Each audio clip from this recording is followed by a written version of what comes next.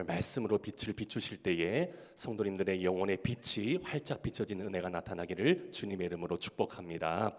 오늘 수요예배 시간은 하나님께서는 왜 살아 움직이게 만드셨는가 라는 말씀의 제목을 붙여서 함께 은혜 말씀 나누겠습니다. 창세기 1장의 흐름들이 이랬었습니다. 우리가 첫째 날부터 쭉 지금 살펴오고 있죠. 그래서 첫째 날에는 빛이 만들어집니다. 또 둘째 날에는 궁창이, 또 셋째 날에는 땅과 바다가 구분되죠. 또 각종 식물과 나무들이 열매 맺는 일들이 나타납니다.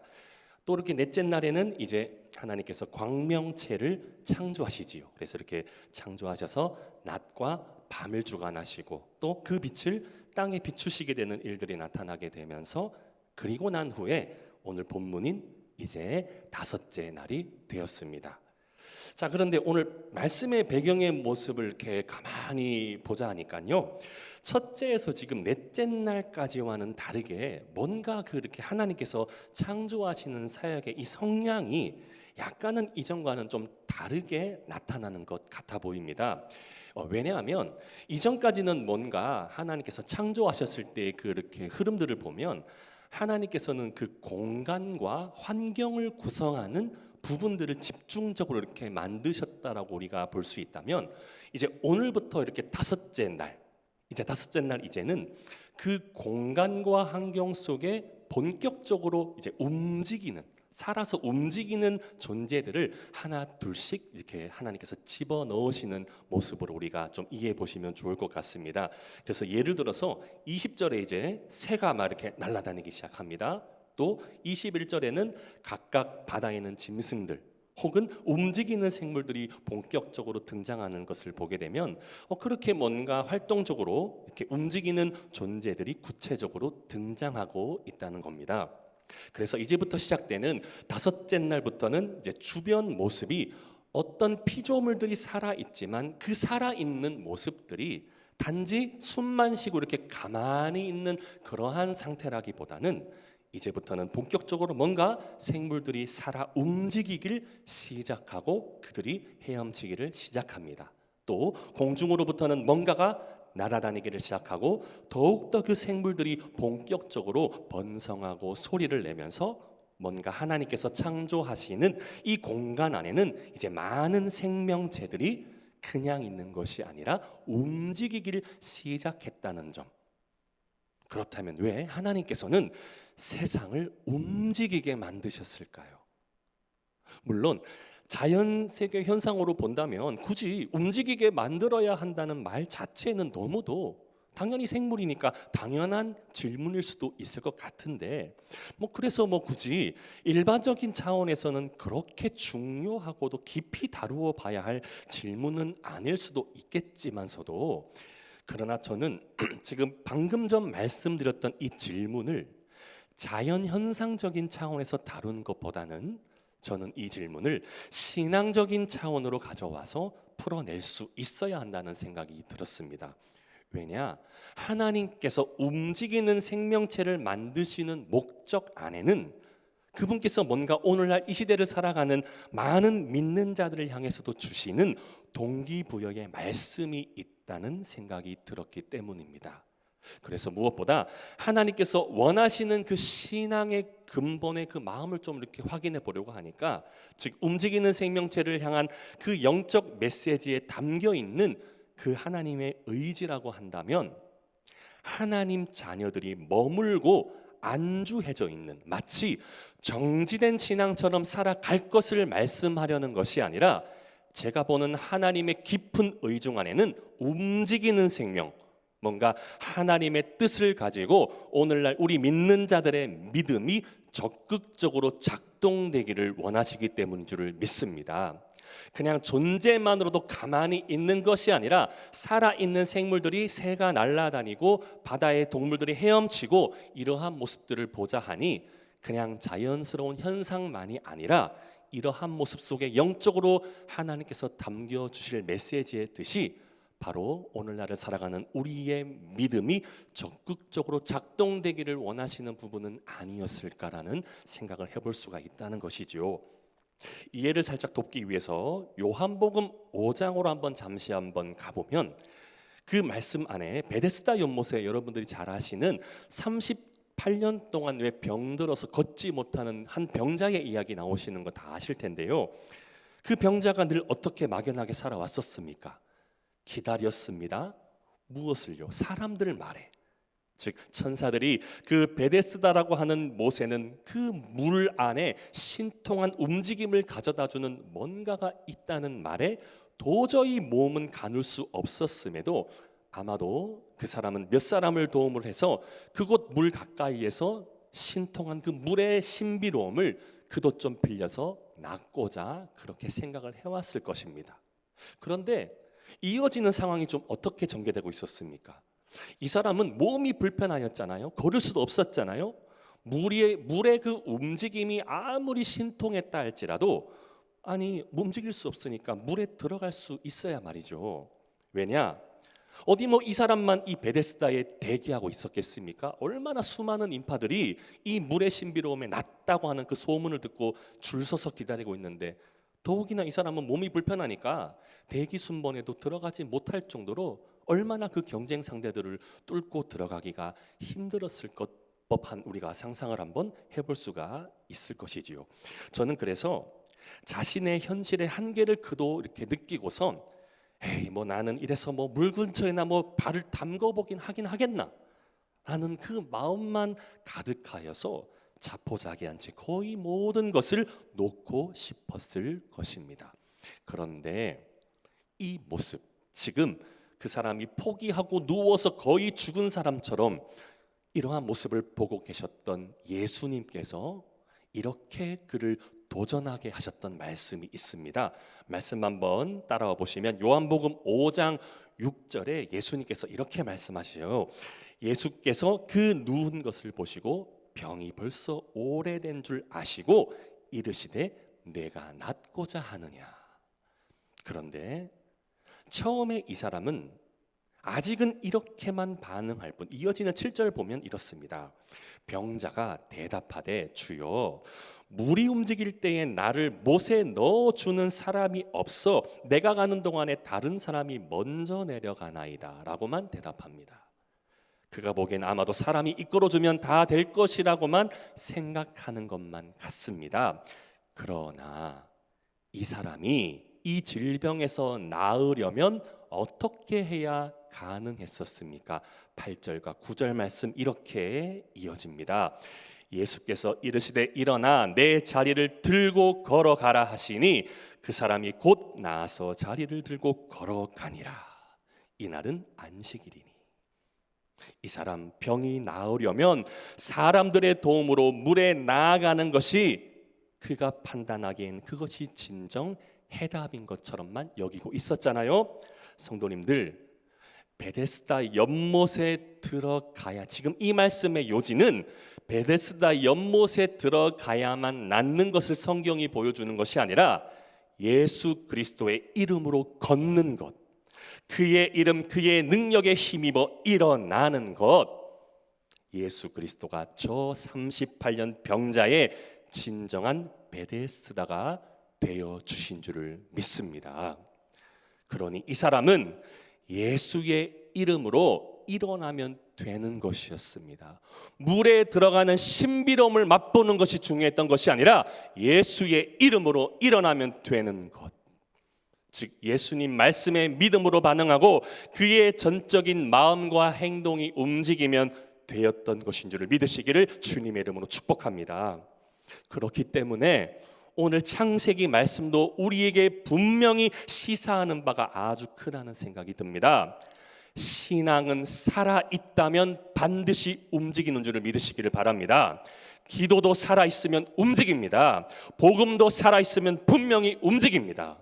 은혜 역시도 살아있으면 그 은혜에 합당한 행함의 믿음으로 움직이는 줄을 믿으시기를 바랍니다. 사도 야고보, 이 사람도 본인도 그래서 이 말씀 가지고 오늘 본문 말씀, 이 창세기 말씀에 적극적으로 동의하는 것 같습니다. 야고보서 2장 26절에 그도 이렇게 이야기를 하죠. 영혼 없는 몸이 죽은 것 같이 행함이 없는 믿음은 죽은 것이니라. 따라서 무엇을 말씀드리려고 하냐면 움직임이 멈춰 있는 신앙은 겉모양은 있을지언정 그 안에는 생명이 식어가고 있는 상태일 수도 있다는 것입니다. 요한계시록에도 보면 초대 7교회에서도 그래서 여러분이 잘 아시는 4대 교회의 모습이 이러한 평가를 받았던 교회였습니다.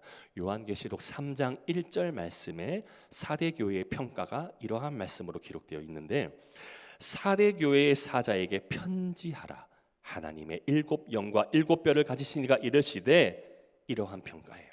내가 내 행위를 아노니 내가 살았다 하는 이름을 가졌으나 죽은 자로다. 왜 4대 교회가 이런 평가를 받았냐면요, 사대라는 이 지역은 고대 리디아 왕국의 수도였습니다. 수도였으니까 얼마나 번성했겠습니까? 그 나라 안팎의 경제와 문화는 크게 활성화되어 있었을 것이고 사람들의 지식 문화 수준도 꽤나 괜찮았던 사람들도 많았을 것으로 추정해 볼 수도 있겠습니다. 그러나 그렇게 세상적인 것들은 움직였을지는 모르겠지만 하지만 신앙은 운동되지 못하였다는 점, 더욱이 교회 역시도 모습은 있으나 신앙의 생명력은 확인되지 못했던 모습들, 이렇게 그런 의미에서 저는 오늘 이 본문을 통해서 하나님께서는 왜 살아 움직이는 존재를 창조하시려고 했던지, 그리고 왜 우리의 신앙도 움직여야 하는지를 함께 생각해 보았으면 좋겠다는 생각이 들었습니다. 그래서 본문 21절, 이제 본문으로 돌아오셔서 한번 말씀 보면 이렇게 기록하지요. 하나님이 큰 바다 짐승들과 물에서 번성하여 움직이는 모든 생물을 그 종류대로, 날개 있는 모든 새를 그 종류대로 창조하시니 하나님이 보시기에 좋았더라. 이 말씀 구절에서는 지금 굉장히 중요한 단어가 하나 나옵니다. 바로 움직이는 하면서 이야기를 하고 있는데 히브리어로는 이 샤라츠라는 단어를 사용해서, 그런데 이 단어가 그냥 움직이는 이 동작 자체가 조금 움직이는다는 그런 의미가 아니에요. 어떠한 뜻이 담겨져 있느냐? 우글거리다, 활동적으로 살아 움직이다, 생명력 있게 가득 차다라는 이러한 의미를 가리키는 단어입니다. 즉 여기서 우리는 하나님께서 말씀하시고자 하는 창조의 모습, 단지 상상해 보았을 때 그냥 조용하게만 모습만 거쳐진 그러한 생명이 아니라 생명력으로 활동하여 그렇게 가득 찬 움직임, 이 움직임에 하나님의 감정은 그분께서 보시기에 좋으셨다라고 지금 말씀하셨던 것입니다. 성도님들, 상식적으로 생각해봐도 죽은 것은 움직일 수도 없을 뿐더러 움직이지 않습니다. 시체는 멈춰 있지요. 또한 흐르지 않습니다. 반응하지 않습니다. 하지만 반대로 살아있는 것은 움직이게 되어 있습니다. 심장이 뛰고 숨이 움직이고 피가 흐르게 되어 있다라는 말이지요. 이를 영적으로 가져와 봐도 마찬가지가 아니겠습니까? 신앙은 살아있으면 반드시 그에 마땅한 반응이 뒤따르는 줄을 믿습니다. 하나님의 말씀에 반응하게 되어 있지요. 잘못된 죄에 대해서 회개하며 반응하게 되어 있지요. 말씀을 듣고 은혜 받아 반응하게 되어 있다는 것입니다. 그런데 영적으로 죽어가기를 시작하면 그 반응은 어떻단 것을 우리가 예상해 볼 수 있지요. 사라지게 되어 있죠. 예배를 드려도 건조한 느낌이 들지도 모르고, 찬양을 불러도 은혜의 감동은 전해지지도 않고, 말씀은 들어도 내 형편과 환경에 상관없으면 전혀 나의 말씀, 이 레마로 들려지지 않을지도 모른다는 거예요. 따라서 우리는 한 차원 더 사탄이 가장 좋아하는 상태는 무슨 상태라고도 예상해 볼 수가 있을까요? 완전히 무너진 상태이기 이전에 정지되어 있는 모습, 영적으로 무감각해진 상태가 아닌가라는 생각을 해볼 수 있을 것 같습니다. 왜냐? 움직이지 않는 신앙은 그 삶은 하나님으로부터 이미 굳어져 버렸기 때문입니다. 여기서 또 하나 제가 참 이렇게 재밌다고 느껴지는 부분이 있는데요. 하나님이 다섯째 날에 만드신 생명체들이 가만히 보면요, 공통적으로 전부 흐르는 공간에 있다는 점에 저는 관심이 좀 가져집니다. 물속의 생물, 하늘의 새, 둘 다 고정되어 있는 그 환경과 공간 속에 지금 뭔가 움직여지는 존재들이 아니라는 것이지요. 흘러갑니다. 공기를 타고 이동하고 날아가고 있지요. 저는 이것을 보게 되면서 또 하나 감동이 된 부분이 있다고 느끼는 것은 하나님께서는 우리 믿음의 사람들을 영적으로 정체된 존재로 부르지 않으셨다라는 점이 느껴집니다. 그래서 어거스틴이 이런 말을 남기기도 했습니다. 하나님을 향해 움직이지 않는 영혼은 결국 세상을 향해 미끄러진다.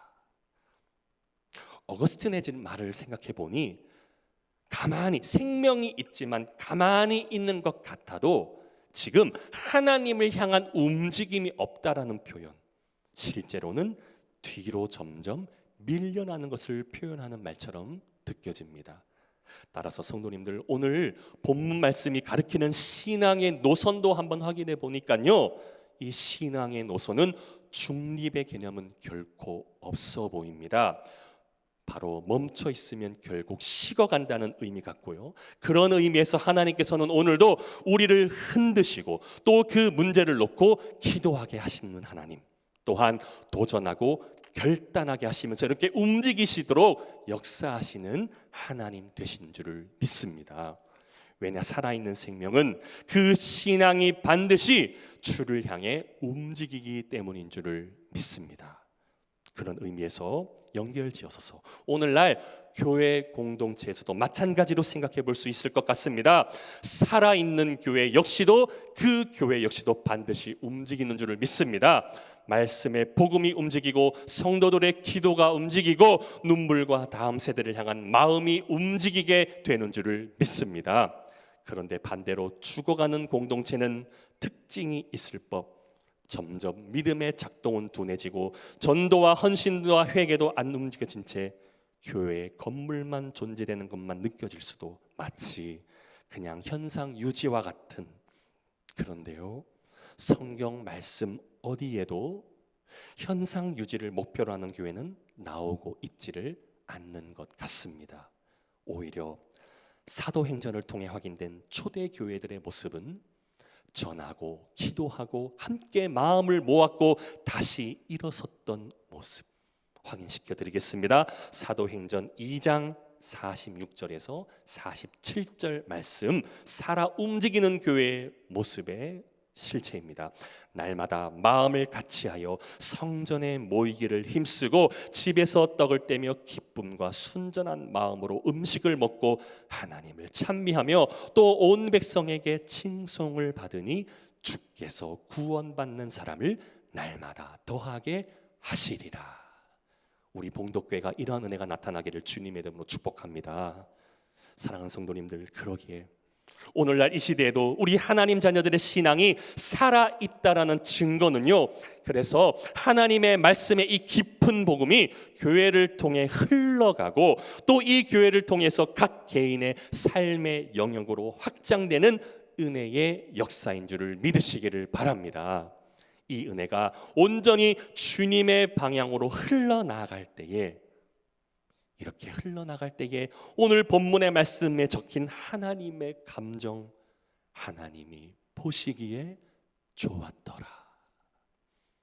이 은혜와 복이 우리 봉독교회 안에도 날마다 초대교회의 모습처럼 꿈꾸는 것이 아니라 우리 교회 안에도 이 모습이 실체가 되어서 복음을 통해서 믿음의 역사가 더 크게 나타날 수 있기를 주님의 이름으로 축복합니다. 계속해서 본문 22절 연결지어 보겠습니다. 하나님이 또 그들에게 복을 주시며, 이 말씀, 하나님께서는 이제 생명체를 만드시고 가장 먼저 이들에게 복을 선언하셨습니다. 여기서 놀라운 것은 성경이 말씀하는 복이라는 이 개념, 성경이 말씀하는 복이라는 이 개념을 좀 보셨으면 좋겠어요. 그런데 이 복은 어떤 누군가의 노력과 열심에 의한 성과 이후에 온 것이 아니라는 것입니다. 아직 지금 창세기 1장의 모습에서는 뭔가 피조물들이 아무것도 하지를 않았습니다. 업적도 없습니다. 헌신도 없습니다. 그런데 하나님은 먼저 복을 주셨던 겁니다. 그 이유는 무엇이었을까요? 하나님이 보시기에 생명 자체가 은혜이기 때문인 줄을 믿습니다. 가끔씩 우리가 신앙생활 하다 보면서 사람들 사이에서 착각하는 경우의 모습이 있는데, 무언가 잘해야 복 받는다, 무언가 열심히 해야 복 받는다. 아주 틀린 말은 아니지만 성경이 가르치는 가르침의 그 뜻은요, 오히려 반대로 선언하는 것 같습니다. 살아가면서 애썼기에 복을 받았는 방향보다는 복을 선물로 이미 우리에게 주셨기에 우리 믿음된 사람들은 그 복을 소유하는 은혜로 살아간다는 것이지요. 즉 복의 복된 삶은 하나님 은혜가 먼저라는 것을 기억해야 할 줄을 믿습니다. 시편 1편에 봐도 이미 선언하는 게 뭡니까? 복 있는 사람은 악인의 길을 쫓지 아니하고 죄인의 길에 서지 아니하며 오만한 길에 서지 아니하고 죄인의 길에 서지 아니하고 오직 여호와의 율법을 주야로 묵상하는 자로다. 이미 복 자체가 하나님이시라는 거예요. 하나님이 함께하는 사람은 오만한 자리에 있지 않습니다. 죄인의 길에 서지 않는다는 거예요. 바로 하나님 자신 자체가 복이시며 그 하나님을 우리에게 선물로 주셨다라는 거예요. 존 칼빈도 이런 말을 하더라고요. 하나님의 은혜는 인간의 결과에 대한 보상이 아니라 존재를 향한 선물이다. 그런 까닭에 하나님께서도 오늘날 우리에게 이렇게 말씀하고 있는지도 모르겠습니다. 내가 너를 사랑한다. 내가 너를 부른다. 내가 너를 축복한다. 하나님 이렇게 우리에게 말씀하는 거 아니시잖아요. 내가 나한테 뭘 잘했기 때문에 내가 너를 사랑한다. 내가 너를 뭔가 이쁘기 때문에 너를 부른다. 내가 뭔가 네가 축복받은 행동을 했기 때문에 내가 너를 축복할게. 이렇게 말씀하시지 않는다는 것이지요. 그리고 이 축복 안에서 하나님이 이미 선언하셨고 누릴 수 있게 공간을 열어주셨고 인도해 주신 하나님. 그래서 우리 믿는 자들이 이 축복 안에서 온전히 살아갈 수 있게 하시는 줄을 믿으시기를 바랍니다. 그런데 여기서 중요한 점 하나를 생각해 볼 수 있을 것 같습니다. 하나님이 복을 주시는 대상은 그래서 뭐 특별한 자격이 있어서가 아니라 가장 특별하다고 굳이 말을 할 수 있다면 그 자격은 움직이는 생명 그 자체에 있었다라는 것입니다. 즉 하나님께서 말씀하시는 복이란 멈춰져 있고 정죄하는 것을 위한 것이 아니라 복 자체는 흘러가는 현상, 즉 하나님의 은혜가 확장하여 더 많은 곳으로 흘러가게 하기 위한 것을 강조하고 싶었던 것입니다. 더 설명드리자면 복은 멈추면 썩습니다. 즉 하나님께서 멈추시면, 그리고 그 은혜가 멈추면 결국 썩어지고 죽을지도 모른다는 것이지요. 신앙도 이런 측면에서 마찬가지입니다. 하나님의 뜻이 복음으로 흘러가지 않는 것은 결국 신앙이 아니라 종교주의로만 추락하게 될 뿐이라는 겁니다. 다시 한번요. 신앙도 하나님의 뜻이 복음으로 흘러가지 못한 채 정체되어 있는 것은 결국 신앙이 아니라 종교주의일 뿐이라는 것.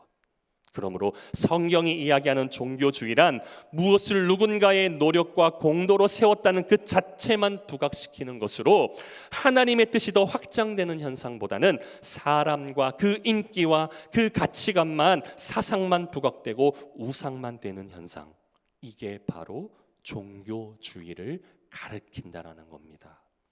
그렇기 때문에 본문에 하나님께서 말씀하시는 핵심의 오늘 포인트 22절에 비슷하게 두 번씩이나 나오고 있는 표현들이 있어요. 생육하고 번성하라, 생육하고 번성하라라고 분명히 말씀하십니다. 이 말의 중심, 성경이 해석하는 바로는 하나님께서 공급하신 은혜가 흐르고 그분의 생명이 더욱 퍼져 나가는 것인 줄을 저는 믿습니다. 성도님들, 혹시 갈릴리 바다와 사해 바다의 차이를 한 번쯤 생각해 보신 적 있으실까요? 갈릴리 바다와 사해 바다의 차이. 갈릴리 바다와 사해 바다와의 어떤 느낌적인 차이, 제가 보기에는 갈릴리 바다는 살아 있습니다. 예를 들자면 살아 있으니까 물고기가 살지요. 왜입니까? 이 바다로 들어온 물은 다시 흘러나가고 또 새로운 물이 갈릴리로 들어오는 일들이 반복되고 있기 때문입니다. 그러나 반대로 사해 바다는 흘러나가는 물이 없습니다. 위로부터 내려오는 물만 받기만 하는 모습만 계속, 결국 사해는 죽은 바다의 모습만, 아무런 생명체가 살 수 없는 공간만 인식되기 마련이지요. 이런 점에서 생각해 본다면 신앙의 흐름도 마치 비슷하지 않을까 싶은데요. 어떨까요? 그냥 사해 바다와처럼 받기만 하면 죽을지도 모르겠습니다. 예를 들어서 하나님 말씀만 받습니다. 은혜만 받습니다. 위로만 받습니다. 그런데 여기서만 멈춰져 있다면 어떠한 모습일까요? 그 말씀을 흘려보내지를 못합니다. 그러면 결국 어떻게 되고 말까요? 영혼은 점점 둔해지고 무거워질 수밖에 없다고 봐야 할 것 같습니다. 따라서 하나님께서 오늘 말씀을 통해 우리에게 주시는 은혜가 또 하나 발견되는 것 같습니다. 살아있는 생명은 반드시 주위로 흘러간다라는 이 점을 기억하시기를 주님의 이름으로 축복합니다. 그런 차원에서 본문 22절 후반의 말씀 한 번 더 짚어보고 넘어가 보려고 합니다. 여러 바닷물에 충만하라 라고 기록되어 있어요. 여기 충만하라라는 말의 의미, 이 충만하라는 말은 단순한 수를 가득 채워 넣으라는 그런 개념만이 아니라 그 뜻 안에는 하나님의 생명으로 가득 채우라라는 의미도 함께 포함되어 있는 단어입니다. 즉 아무 것이나 막 갖다가 채워 넣는 것이 아니라 하나님의 생명으로 채워 넣어라. 즉 이 대목에서 우리는 하나님의 의중을 한 번 더 확인할 수가 있는데요. 하나님께서는 텅 빈 세상을 원하지 않는다는 것도 기초적인 것이고요. 하나님께서는 채워지기를 원하시는 분도 맞으시는데 그냥 채워지는 것이 아니라 하나님의 뜻으로 그 생명으로 가득 찬 세상을 원하신다라는 점이라는 거예요. 그렇기 때문에 성도님들, 무엇보다 하나님께서는 공허한 모습을 싫어하십니다. 이미 창세기 1장 2절만 봐도 배경이 어떠했습니까? 땅이 혼돈하고 공허했습니다. 그런데 하나님께서는 당시 어떻게 하셨습니까? 계속 무엇을 채우셨던 거 기억하시죠? 빛으로 채우시고 질서로 채우고 생명으로 채우셨고, 그리고 오늘 본문 같아서는 바다와 하늘을 생명으로 가득 채우셨음을 확인할 수가 있다는 거예요. 저는 그래서 이러한 역사적 흐름을 보면 이것이 바로 복음의 방향을 우리에게 증거하는 말씀이 아닌가라는 생각이 듭니다. 예수님도 그러셨지요. 빈 들판을 오병이어로 채우셨고 빈 항아리를 포도주로 채우셨고 빈 무덤을 부활의 능력으로 채우셨습니다. 그러니 예수님께서는 어떠한 분이시라는 것을 다시 한번 우리는 또 확인할 수가 있나요? 하나님께서는 비어있는 인생을 생명으로 채우시는 분이라는 것을 확인할 수가 있다는 겁니다. 성도님들, 우리의 심령도 무엇으로 채워야 오늘 이 말씀에 마땅한 결론과 적용이 이루어질 수가 있을까요? 하나님께서는 우리에게 원하시는 것 채우는 것 좋습니다. 우리가 배가 고프면 음식으로도 채워야 됩니다. 그러나 그보다도 하나님이 더 귀중하게 보시는 것, 생명의 양식 되시는 하나님의 진리의 말씀을 우리의 심령에 충만하게 채우는 은혜의 역사. 오늘 창세기 1장 21절에서 23절 가운데 충만하라고 주신 이 말씀 한마디가 우리에게 도전의 메시지를 주는 것 같습니다. 그래서 우리는 정말 하나님 앞에 무엇으로 진정 채워야 되는 것이 맞으며 무엇으로 또 비우는 것이 맞는지를 분별하시면서 우리 성도님들 말씀을 통해서 그 지혜를 얻어가시기를 주님의 이름으로 축복합니다. 그래서 하나님께서는 오늘 바다조차도 또 하늘조차도 비워두시지를 않으셨고 채우셨습니다. 빈 공간을 싫어하십니다. 채우시기를 원하십니다. 단 하나님의 뜻으로 말입니다. 그래서 이러한 흐름은 우리에게 무엇을 다시 한번 시사해 줄까요? 우리의 마음도 마찬가지 아닐까 싶습니다. 기도하지 않게 되면 다른 것이 채워지고, 말씀이 없으면 세상 소리가 더 크게 들릴지도 모르고, 그래서 바울은 이미 선포하며 성도들에게 권면했던 적이 있었습니다. 성령으로 충만함을 받으라. 성령 충만은 그래서 선택이 아닙니다. 영적인 생존을 위한 필수. 성도님들, 그런데 한 가지 더 구별하실 게 있어요. 성령을 받는다는 것과 성령 충만하다는 것을 잘 구별하셔야 돼요. 성령이 뭡니까? 성령은 진리입니다. 하나님의 말씀 진리가 우리 안에 깨달아진 것이 성령 받는 겁니다. 이게 기초예요. 성령을 받아서 성령 충만함은 그 하나님의 말씀의 충만함으로 계속해서 그 지배함을 받는 우리의 신앙의 상태가 성령 충만이에요. 성령 받는 것과 성령 충만, 그래서 우리에게 이것은 선택이 아니라는 겁니다. 그냥 성령 충만함이 없어도 그만, 있어도 그만이 아니라 이것이 우리의 삶의 중심이 되는 것이고, 이 중심이 우리에게 심장이 되어 우리의 믿음이 믿음답게 작동되는 것인 줄을 믿으시기를 주님의 이름으로 축복합니다. 말씀을 맺습니다. 사랑하는 성도님들, 오늘 본문 말씀은 하나님께서 다섯째 날 움직이는 생명을 창조하셨습니다.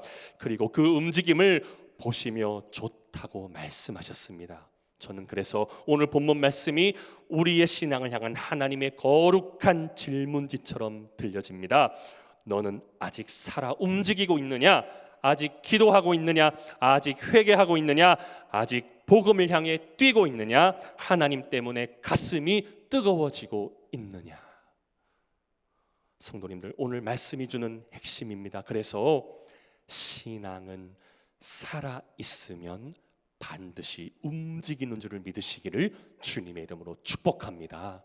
그래서 믿음이 작동되어져 있는가, 작동되어지지 않는가, 말씀을 보시고 깨달음이 얼마나 나에게 충만하게 차오르는지를 확인해 보시면 금방 알 수가 있습니다. 그래서 날아오르는 새는 정말 살아있는 새는 날아오르게 되어 있고, 살아있는 물고기는 헤엄치게 되어 있고, 살아있는 성도는 하나님을 향해 움직이는 줄을 믿습니다. 오늘 하나님께서 우리 안에 다시 움직이는 생명을 회복시켜 주시고, 또 우리의 인생이 그래서 하나님의 생명으로 충만해져서 어디를 가든 그 말씀의 생명을 흘려보내는 인생으로 살아가는, 무엇보다 신앙이 날마다 멈추지 않고 항상 거룩하게 작동되는 은혜가 넘쳐나는 저와 성도님들 모두의 삶이 될 수 있기를 우리 주 예수 그리스도의 이름으로 간절히 축원합니다.